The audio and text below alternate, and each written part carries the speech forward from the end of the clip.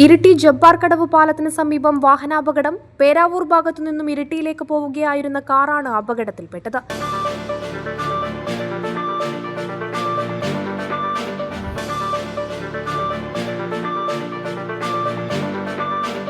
നിയന്ത്രണം നഷ്ടപ്പെട്ട വാഹനം തെന്നിമാറി സമീപത്തെ ഓവുചാലിലേക്ക് ഭാഗികമായി ചെരിഞ്ഞു വീഴുകയായിരുന്നു.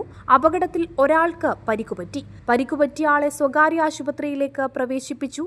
അപകടത്തെ തുടർന്ന് ഇരിട്ടി പേരാവൂർ റോഡിൽ ഏതാനും സമയം ഗതാഗതം സ്തംഭിക്കുകയുണ്ടായിരുന്നു.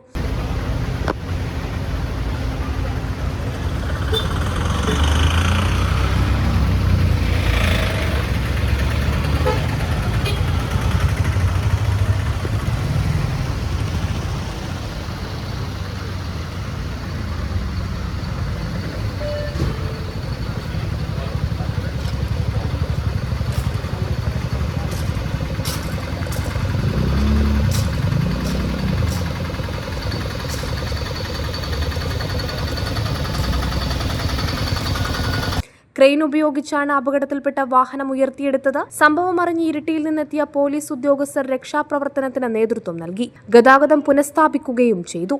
Prime vision news, Iritty.